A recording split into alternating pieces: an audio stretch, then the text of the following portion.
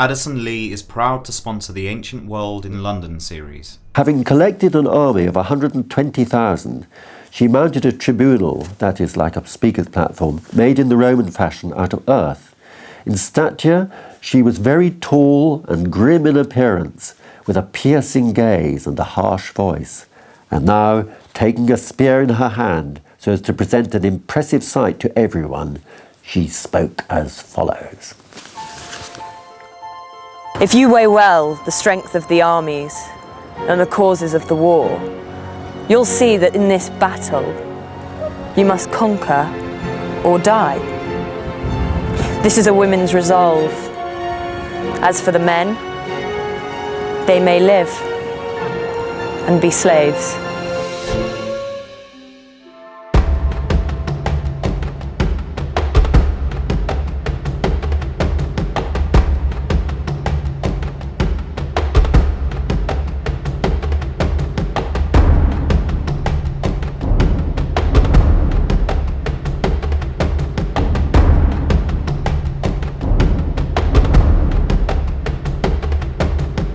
The Romans hated her, the Celts fought for her, and we've turned her into a national icon. But who is Boudicca?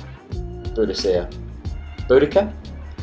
Well, how do you even say her name? Boudicca is wrong. It should be Boudicca. Manuscript readings of the Roman historians actually say Boudicca, but in the course of transmission, the U, B-O-U, turned to an A, and the one of the second scene, the Boudicca, turned into an E. So that's why we get Boadicea.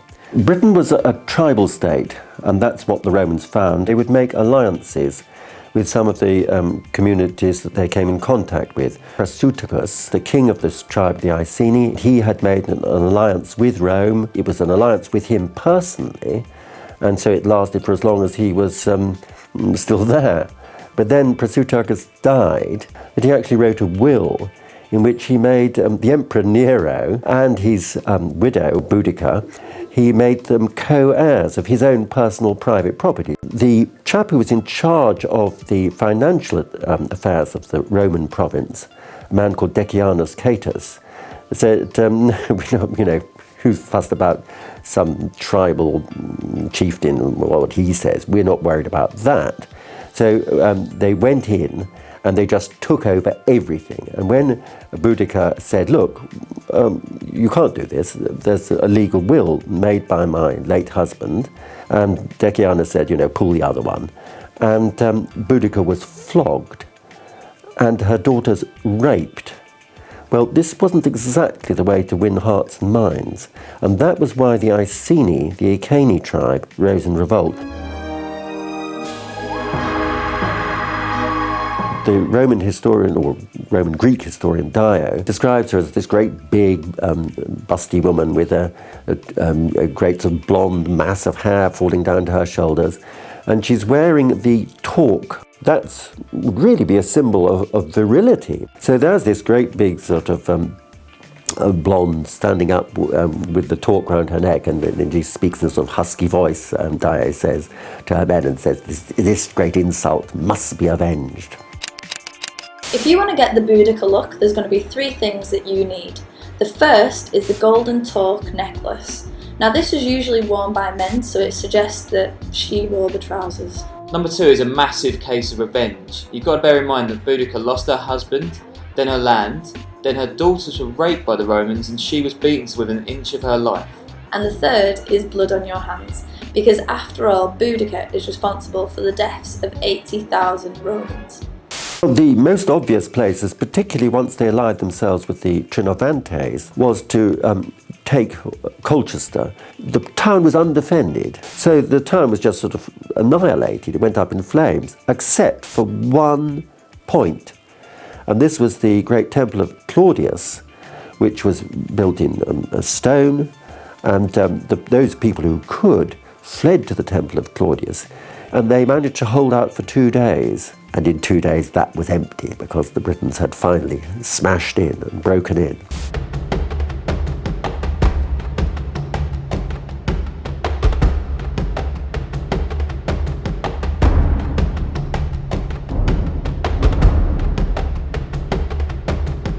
Suetonius realised that there was no way that they could hold this undefended city against the rebels, and so he would have to retreat back up the line of Watling Street. He said to the people in Britain, you know, anyone who likes can try and come with us, but old guys and women and children, I mean, there was no way they could keep up with the Romans. They were virtually abandoned to their fate.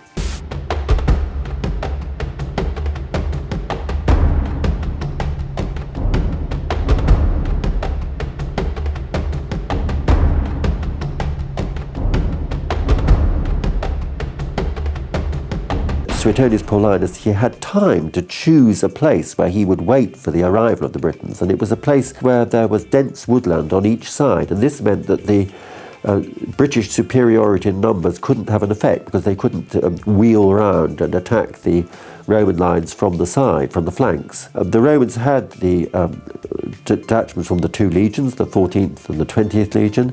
They also had auxiliary troops, particularly auxiliary cavalry. Opposing them were the British forces, and behind them were the wagons drawn by oxen on which the women and children were placed, because they'd come along to see the fun too. And anyway, the Romans, it was inevitable that they, with this superior equipment, superior training, they were trained for close hand-to-hand fighting, that they should absolutely annihilate the Britons, force them back on their wagon line. And this is where the Britons had made this terrible, terrible error, because they were trapped. And the Romans, according to Tacitus, in their bloodlust, having sort of slaughtered the enemy, then they turned even on the oxen that were drawing the wagons and just sort of cut them down. They were absolutely berserk. There was sort of red rage. After Boudicca was defeated, it's a bit of a mystery what happens to her. Some people say she got ill and died. Some people say she took poison. There's a myth that she's buried under one of the platforms at King's Cross Station. So, I suppose that's as good an explanation as any, but basically we don't know what happened to her. So there's been loads and loads of speculation about where Boudicca's buried, but where do you think she is? Leave your comments below. See you next time.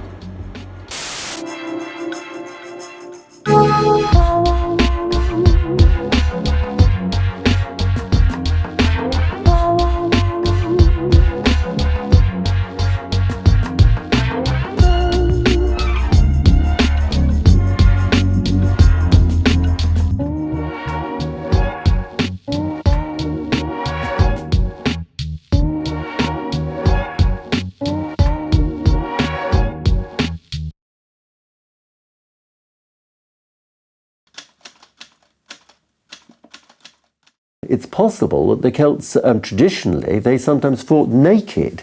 I don't think Boudicca would have run around naked. Some of her warriors, some of her elite warriors, conceivably might have done.